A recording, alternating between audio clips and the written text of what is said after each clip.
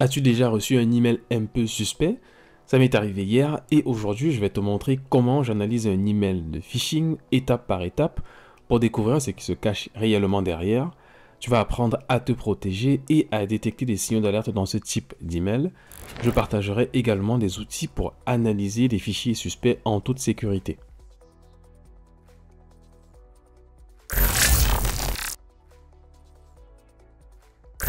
Voici l'email que j'ai reçu hier, une pseudo-proposition de partenariat avec Xiaomi. À première vue, tout semble bien rédigé. Le mail me propose de choisir un produit à promouvoir avec des paiements flexibles et un matériel gratuit pour faire la promotion. Mais il y a un hic. Pour profiter de tout ça, je dois télécharger un outil depuis leur site et utiliser un mot de passe fourni dans l'email. Ça ne semble pas très bon, mais continuons. Première étape avant toute analyse, travailler dans un environnement sécurisé, autrement dit une sandbox. Si tu ne sais pas ce que c'est, pas de panique.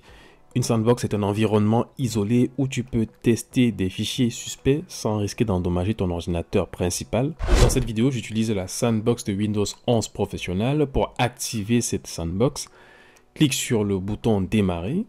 Ensuite, cherche fonctionnalité Windows. Tu descends plus bas, active Windows Sandbox, puis redémarre ton PC. Voilà, notre sandbox est prête. Maintenant, on peut y travailler en toute sécurité. Dans l'email, il y avait un site qui contient une liste de produits Xiaomi. Quand je clique sur Smart Gadget en bas de page, ce site demande de télécharger un fichier. Dans mon cas, le pare-feu installé dans l'épisode précédent bloque immédiatement le téléchargement.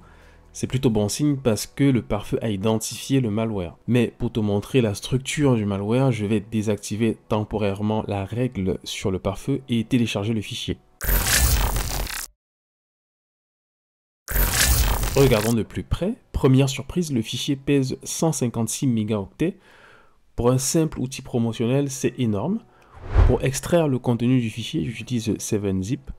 Pendant l'extraction, un mot de passe est demandé, c'est celui fourni dans l'email présenté au début. Voici les fichiers contenus dans l'archive. Les trois premiers fichiers sont très gros, 117 mégaoctets parfois. C'est pour contourner l'analyse antivirus. Ensuite, on a quelques petits fichiers, 2 fichiers Word et une vidéo. Les fichiers .scr ou screensaver sont souvent utilisés par des hackers pour dissimuler des malwares. On va creuser davantage. Pour analyser ce fichier .scr, j'utilise Detect Easy puis PE Explorer, deux outils indispensables pour décortiquer des fichiers suspects. Les liens de téléchargement sont disponibles dans la description. Commençons par Detect Easy. Dans mon cas, j'utilise la version Windows. Pour cette version, il faut installer au préalable l'outil Chocolaté. Le lien est aussi dans la description. Pour installer Detect Easy dans la sandbox, il faut démarrer l'invite de commande de Windows, puis exécuter la commande Choco Install DIE. L'installation prend quelques secondes. À la fin, tu auras un message qui indique dans quel répertoire DIE est installé. Je vais dans le répertoire en question, l'outil est disponible ici. Double-clic sur die.exe. Ensuite, je vais charger le fichier à analyser. J'ajoute le premier fichier. Il faut cliquer sur l'icône jaune qui représente un dossier. Je vais le récupérer dans le répertoire des fichiers extraits.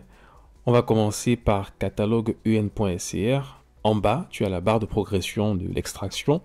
Tu comprends pourquoi le fichier fait plus de 100 mégaoctets. Il contient plusieurs éléments. L'extraction prend généralement quelques secondes. Le fichier est conçu pour fonctionner sur un système Windows. Ce fichier semble contenir du C++ et du JavaScript. Il utilise le framework Electron, souvent utilisé pour développer des applications de bureau multiplateformes.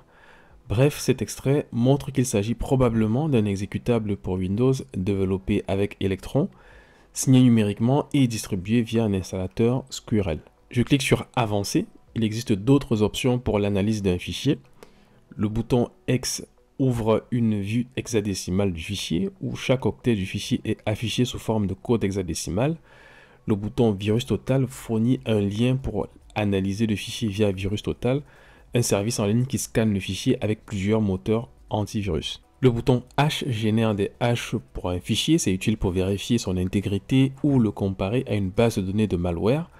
Le bouton entropie analyse l'entropie du fichier, une mesure de désordre utilisée pour déterminer si un fichier contient des données masquées ou des scripts suspects. Je n'ai pas tout présenté, il y a d'autres options, tu peux parcourir les autres menus pour découvrir leurs fonctions. Si tu cliques sur Strings, tu peux voir les 100 000 premières chaînes de caractères. Parfois, il y a certains caractères qui peuvent donner des indices sur le malware. Dans mon cas, je n'ai pas trouvé d'éléments intéressants. Je clique sur Extractor qui permet de récupérer et d'examiner des parties spécifiques du fichier, ce qui est utile pour identifier des éléments suspects ou cachés dans un fichier malveillant. Le fichier SCR contient un exécutable, regarde la colonne Filter, la première ligne avec PE, puis on a quelques archives. À la fin, on a également quelques images PNG et BMP.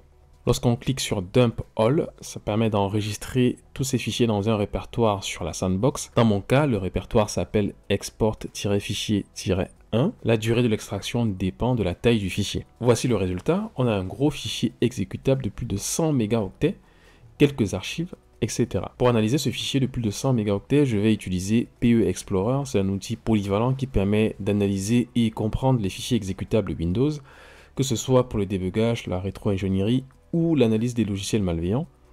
Il existe une version gratuite pendant 30 jours et téléchargeable sur cette page. J'ai installé PE Explorer. On peut importer le fichier de plus de 100 mégaoctets. Clique sur l'icône jaune et sélectionne le fichier. L'extraction prend généralement quelques secondes. Je clique sur Resource Viewer Editor, c'est le logo sous forme de losange. Ce bouton permet de visualiser, modifier et extraire les ressources intégrées dans un fichier exécutable. Dans la section version, on a une autre information. Ce fichier semble être une application développée par Ankama, probablement un lanceur utilisé pour accéder à leurs services ou jeux comme Dofus ou Wakfu. Bon, je n'ai pas eu beaucoup d'informations avec PE Explorer, mais il existe un autre outil, VirusTotal.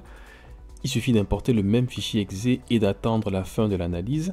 A priori, ça ne sent pas bon parce que ce fichier est un cheval de Troie. Plusieurs éditeurs comme Fortinet, Kaspersky, Acronis ont étiqueté ce fichier en tant que malware.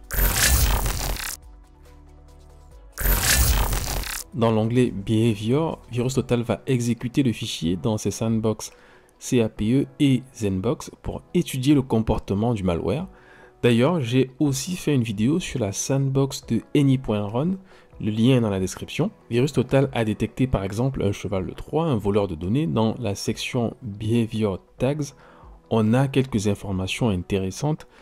Le fichier exécute des appels via WMI, qui est utilisé pour interagir avec les composants Windows, souvent pour collecter des informations au système.